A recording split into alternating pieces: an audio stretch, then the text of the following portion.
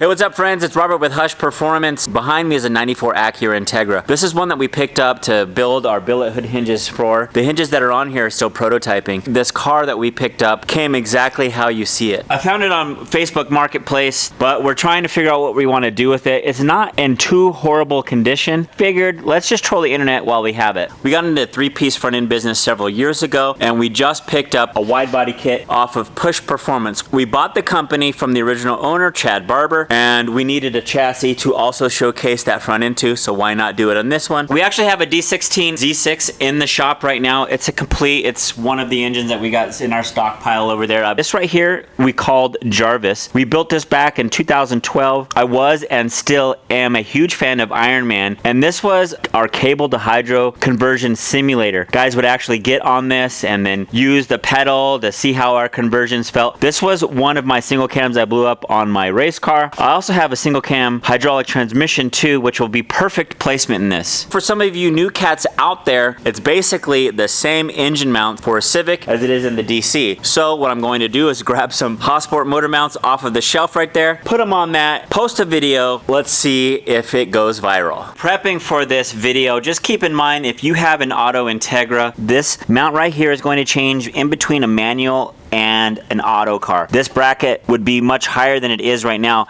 and I believe this was manual swap. I don't really know much of the history of this vehicle, but I can see that there is a slave cylinder. That clutch line there could be indicative of the conversion. It has an auto ECU. This bracket looks like it's been modified. It was very common back in the day that you would just find a manual bracket right there, drill or cut your auto one off, and then bolt on the manual. That mount sits higher to clear the much larger automatic transmission that these chassis had. There are a few options that you could do. Is either A, find a manual bracket right there, and if you can cut and weld, go ahead and do that. Otherwise, you can get an auto to manual mount for an Integra from Hossport Performance. But in our case, it looks like this has been modified at one point in time. This does not look stock at all. Now, I do see what looks like some seam sealers, so at least they tried and they did paint it, so I'll give them some credit on that end.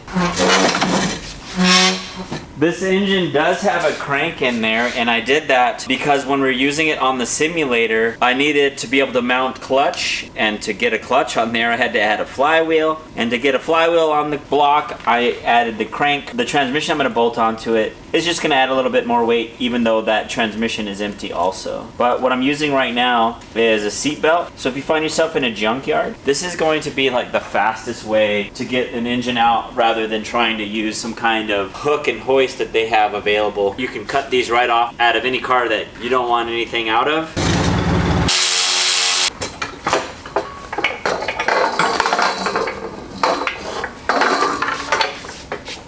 What put Hush on the map wasn't my Accord that I named Hush 22. Many of you don't even know about why we are named Hush, and that is from a sleeper CB7 that I had built way back in the day. But what really did the trick in terms of building the brand was my CRX that I turbocharged using all of these D-series that we had laying around. This was one of them.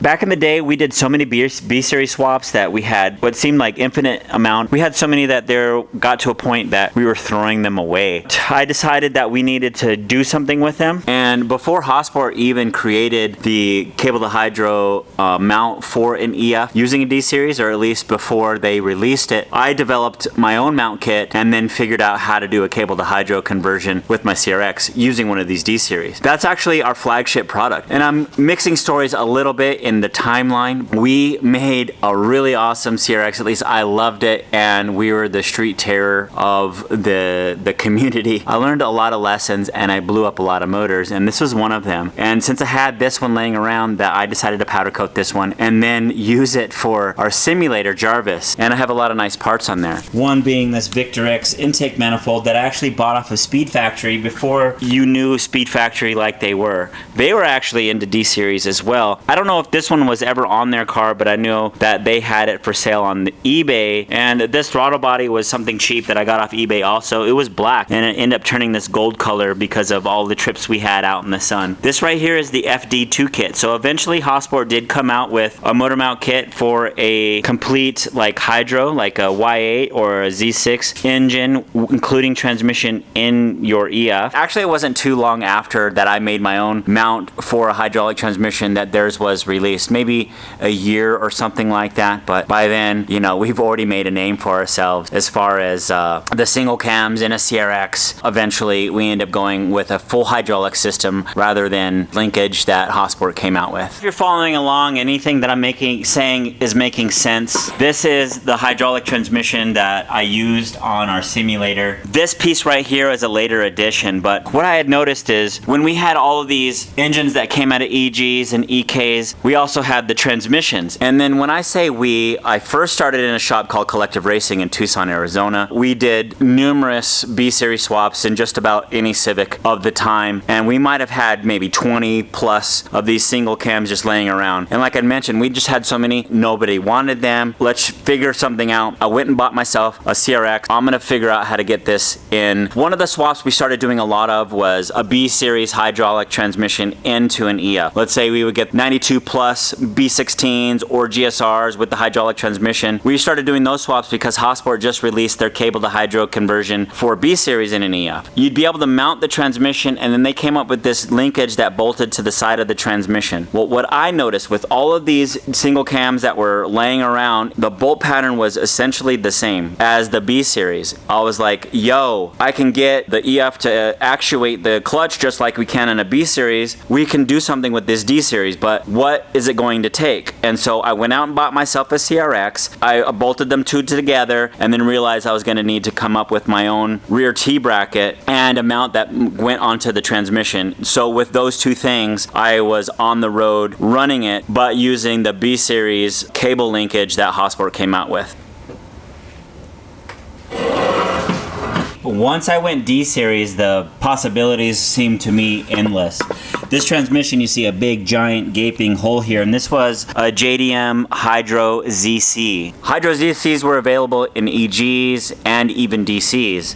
Some of them even came with LSD. What was more attractive to me was once I figured out or discovered about the Hydro ZC, even though I knew about the cable ZC, now that we're in the hydraulic world, it was the intermediate shaft.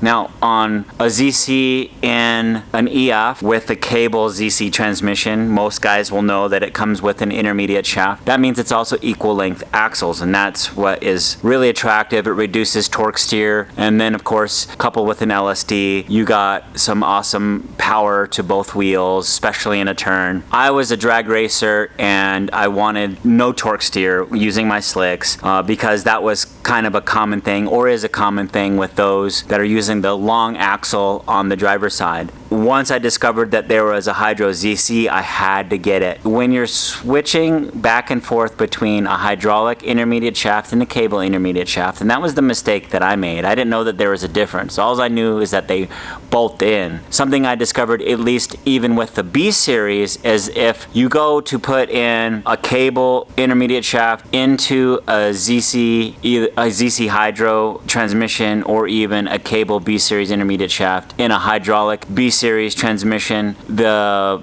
axle seal changes between all of those. It's smaller on a hydraulic transmission than it is on a cable transmission, and I didn't know that. So a lot of these things I discovered the hard way, and maybe if I paid closer attention, I was more focused on it bolting in than bolting on the block and just being awesome. The cable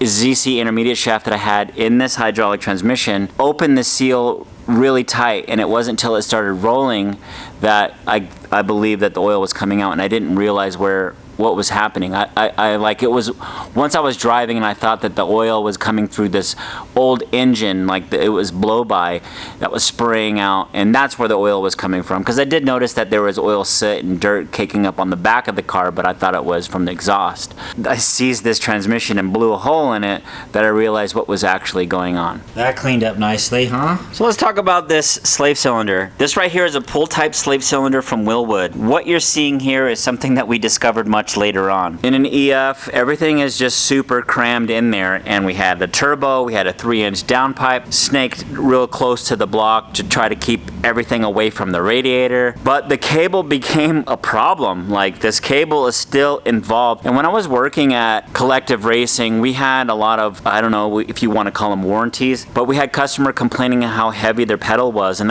we thought it was something that we did. We thought, did we install the clutch wrong? What kind of clutch are we using? Does it feel like that in a hydro car? We didn't really know. We pulled out the transmission, we pull off the transmission, look at the clutch, open the transmission on some of them, put it all back together, it still feels the same. So we at least eliminated variables. It wasn't until much later, especially me, when I was plagued with some of the same issues using the actuator, or the cable would break, my pedal would break. I needed to get a master cylinder on this. Back in the Honda Tech days, guys were already trying to figure out how to get a master cylinder on their pedal assembly or on the firewall of an EF. Let's figure this out, get rid of the cable. And guys devised mount plates that would bolt like an EG master cylinder under there and use a bunch of EG parts to make it work. There was a company called Sonam that came out or Suja One, I think it was, that came out with a plate that was bolt-on. One of my customers, who was also my friend, we put one on his F20B. There needed,